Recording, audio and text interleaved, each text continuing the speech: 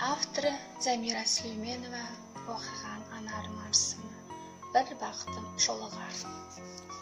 Өткен күннен ешқандай жоқ естелік, жылатып кеткен едің күліп келіп.